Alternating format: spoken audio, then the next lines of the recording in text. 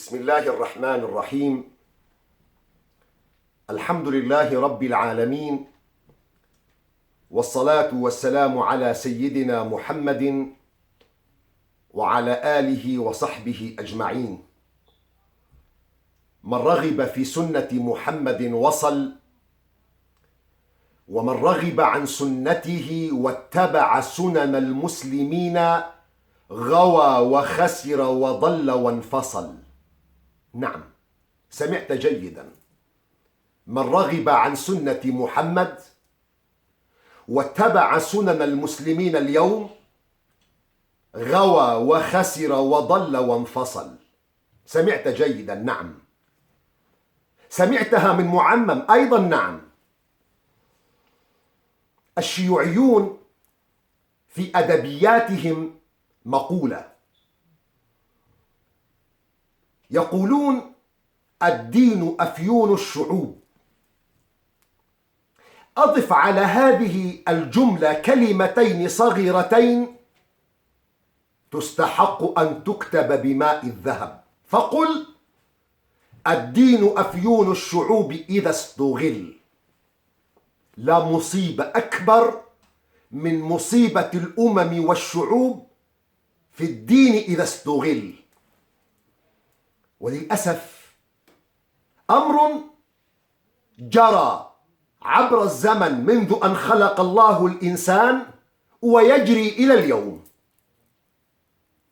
ومصيبة المسلمين والأمة الإسلامية في استغلال الدين. ولربما، وهذا ما أؤمن به، في 100 عام الأخيرة منذ بداية القرن العشرين وإلى اليوم لم يمر على الأمة الإسلامية مصيبة أكبر من مصيبتهم في الإخوان المسلمين، ولم يجري على الأمة الإسلامية بلاء أعظم من بلائهم في الإخوان المسلمين. تلك الفصيل الذين استخدموا الدين لمآربهم، وترى المصائب تترى على المسلمين منهم. اليوم جميع المنظمات الإرهابية، من داعش، من جبهة النصرة، من القاعدة، من بوكو حرام، من السلفية الجهادية، من أي مجموعة تريدها، اذهب فتش في أدبياتها، فتش في كتبها، فتش في رموزها، ستجدهم خرجوا من رحم الإخوان المسلمين الذين يسمون بالإخوان المسلمين زورا وبهتانا. هم يستحقون أن يسموا بإخوان الشياطين. جروا على المسلمين منذ 100 عام بلاء ومصيبة لم يجري عليهم في التاريخ قط. في مفاهيمكم أنتم تقولون أن الشيعة أخطر على المسلمين من اليهود والنصارى. أخطأتم. الإخوان المسلمين أخطر على المسلمين من اليهود والنصارى أنفسهم، لأن الإخوان المسلمين هم يضربون في العنق ومستترين بثوب الإسلام. نعم، اصحى. أنا أخاطب بعض المشايخ، بعض القلة الذين لا زال في قلبهم شيء لله، بعض المشايخ والملالي وخريجي كليات الشريعة والدراسات الإسلامية الذين لا زال فيهم شيء لله، أن يصحوا، أن يستيقظوا من غفلتهم. إلى متى يستمر هذا الاستغلال للدين، وبالذات تجاه إخوانكم الكرد؟ إلى متى يستغل هذا الدين؟ أنا أخاطبهم بهذه المناسبة القذرة التي يشنها الجيش التركي وبعض مرتزقته من الجيش الحر على عفرين الكردية. أنا لن أدخل في تفاصيل سياسية ولا تفاصيل حربية ولا حتى تفاصيل قومية. أنا أخاطب فيكم: لما استغلال الدين؟ لما تجيرون الدين لمصالحكم؟ لمصلحة من يستخدم اسم الله واسم رسوله والقرآن الكريم في وجه الكرد؟ لمصلحة من؟ اصحى، استيقظ من غفلتك.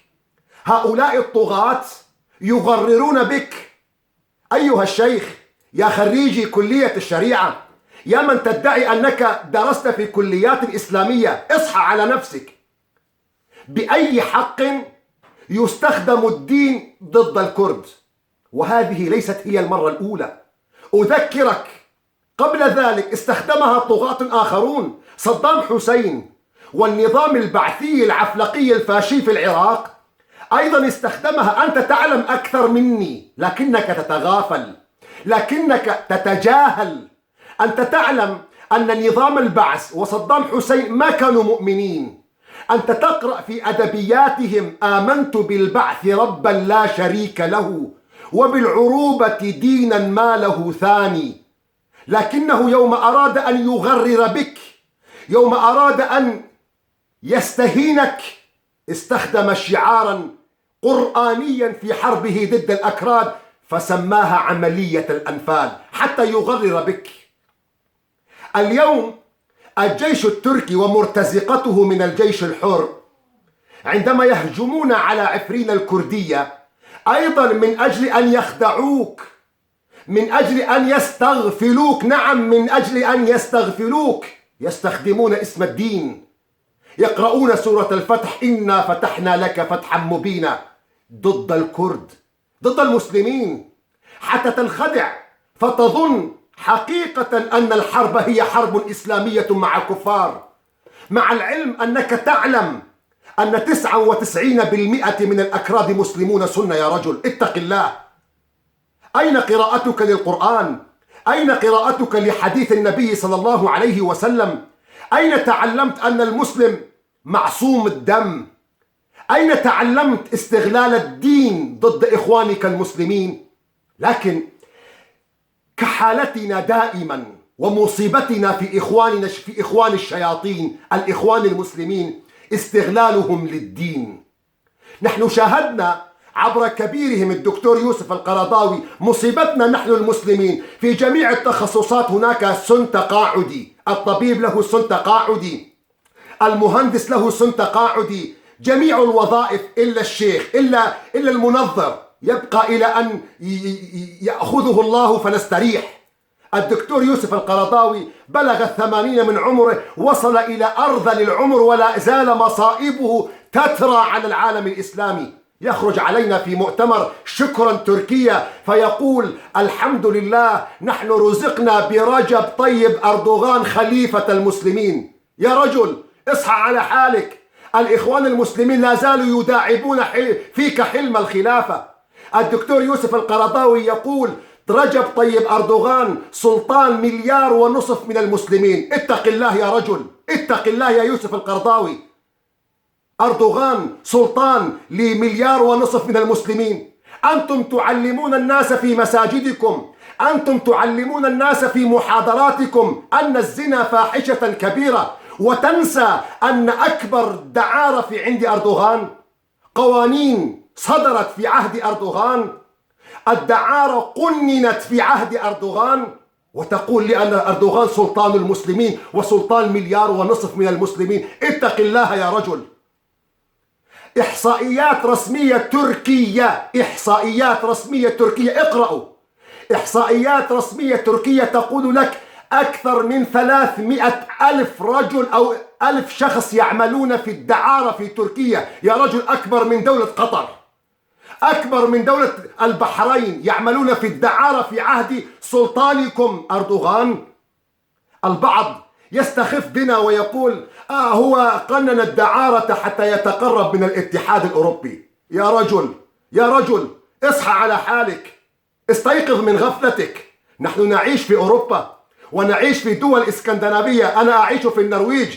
انظر في النرويج، في السويد، في الدنمارك، قلب أوروبا يا رجل. الدعارة ممنوعة، الدعارة ممنوعة. على من تضحكون؟ بمن تستهزئون؟ استيقظ على حالك. دخل أردوغان من الدعارة 4 مليار دولار سنويا وتسميه سلطان المسلمين. ذنب كل هؤلاء المسلمين في رقبتك يا يوسف القرضاوي عندما تقول تمدح هذا الرجل وتقول هو خليفة المسلمين وسلطان المسلمين. أنتم تدرسون في مساجدكم، في خطبكم، في محاضراتكم، موجودة في كتبكم أن اللواط ذنب عظيم. أردوغان يرعى المثليين. في أكبر مظاهرة في 2013 100,000 منحرف شاركوا، مثليين شاركوا في مظاهرة في إسطنبول.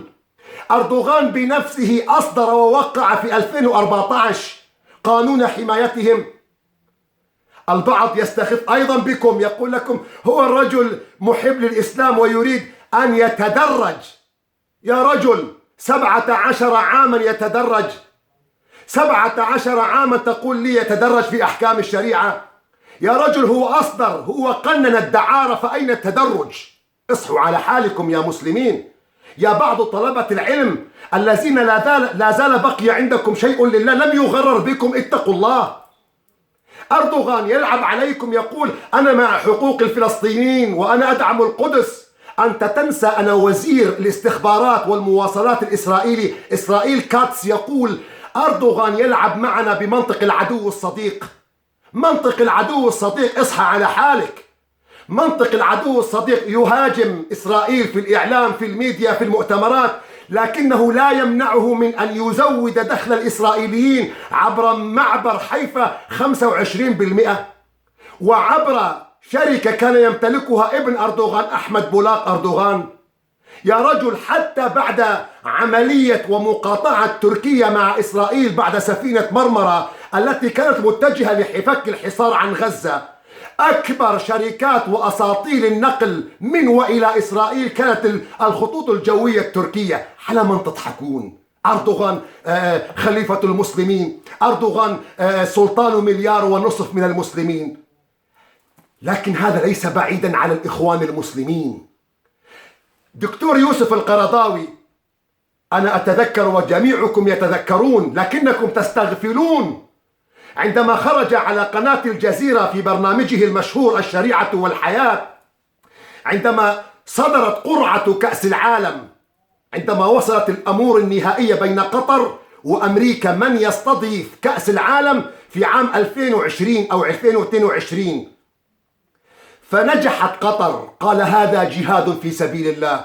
النبي يلعب كرة قدم، الإسلام وكرة القدم يا يوسف القرضاوي جهاد في سبيل الله. إلى متى تغررون بالناس؟ إلى متى تضحكون بعقول الناس؟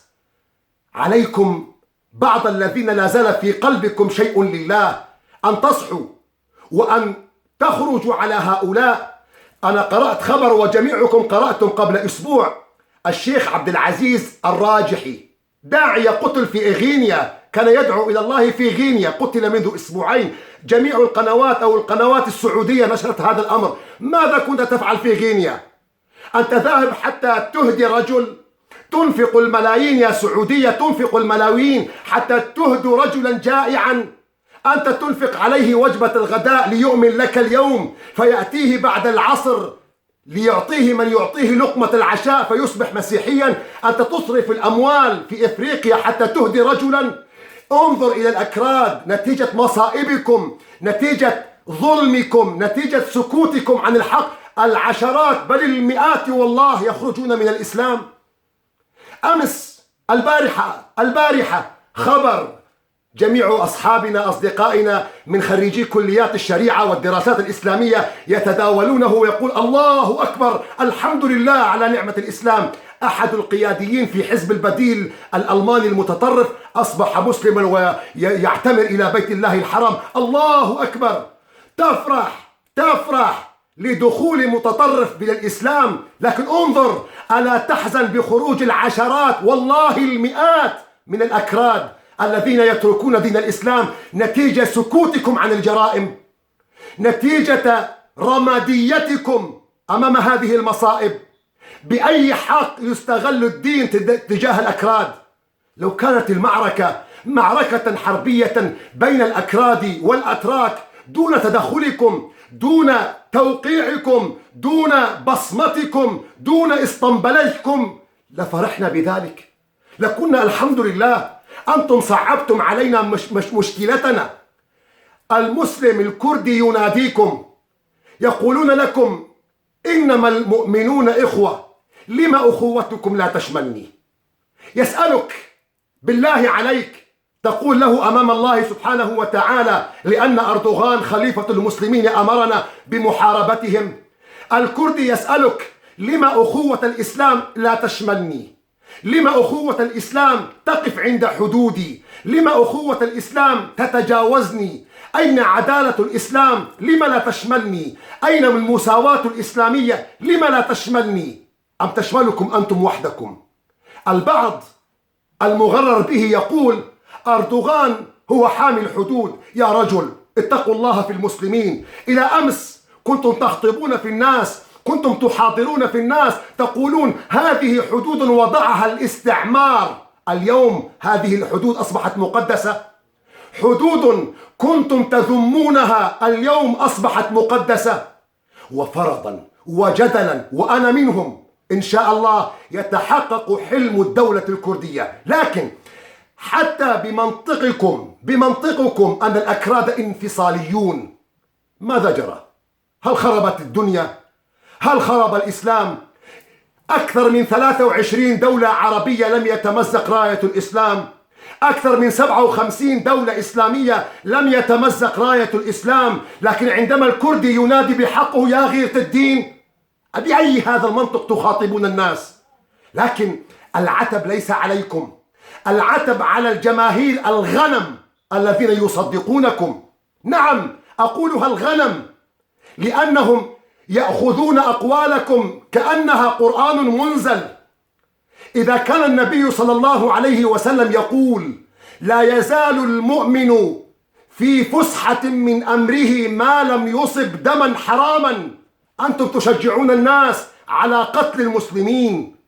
إذا كان النبي صلى الله عليه وسلم يقول من مات دون ماله وعرضه فهو شهيد، اتق الله يا شيخ، اتق الله يا خريجي الدراسات الإسلامية، يا خريجي كليات الشريعة. هل الأكراد تجاوزوا الحدود التركية أم تركيا دخلت إلى الحدود السورية؟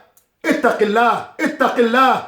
الله سبحانه وتعالى سيحاسبك على هذا التلاعب بدين الله عز وجل. اليوم العشرات بل والله المئات من الكرد يتركون دين الإسلام نتيجة هذه التصرفات منكم. لم نشاهد، لم أسمع اليوم أكثر من 6 أيام مرت على هذه الحرب القذرة الذي يشنها تركيا ومرتزقتها وبدعم من الإخوان المسلمين. لم نرى شيخا واحدا يخرج على الفضائيات. لم نجد مجموعة من المسلمين يدينون هذا الأمر القذر حتى يكون لديهم حجة أمام الله عز وجل. كان من واجبكم على أقل تقدير أن تكونوا كما قال الله عز وجل وإن طائفتان من المؤمنين اقتتلوا فأصلحوا بينهما. على أقل تقدير، لا أن تصدروا بيانات، لا أن تخطبوا، لا أن تقرأوا القرآن في المساجد لدعم العسكر التركي تجاه إخوانكم الكرد، تجاه المسلمين الكرد. لا بارك الله بهكذا دين عندكم، ولا بارك الله بهكذا إسلام حرفتموه عن شريعة النبي صلى الله عليه وسلم. سنقوم بين يدي الله عز وجل نقول يا ربنا إنا نشكو إليك علماء المسلمين، إنا نشكو إليك طلبة العلم من المسلمين، إنا نشكو إليك خريجي كليات الشريعة، يا ربنا نشكو إليك خريجي الدراسات الإسلامية الذين مدوا أيديهم إلى الظالم ونسوا إخوانهم الكرد. ألم تسمعوا قال الله عز وجل ولا تركنوا، الركن هو الميل القلبي، ولا تركنوا إلى الذين ظلموا فتمسكم النار.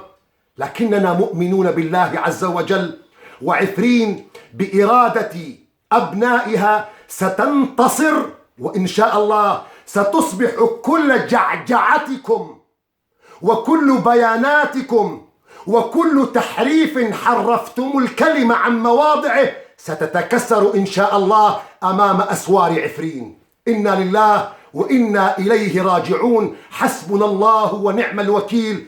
نشكو إلى الله ظلمكم أيها العلماء، نشكو إلى الله ظلمكم يا مشايخ، نشكو إلى الله ظلمكم يا خريجي كليات الشريعة، نشكوكم إلى الله على إهمالكم وعلى مساعدتكم لهذا الظالم والطاغية. إنا لله وإنا إليه راجعون. وصلى الله وسلم على سيدنا محمد وعلى آله وصحبه أجمعين.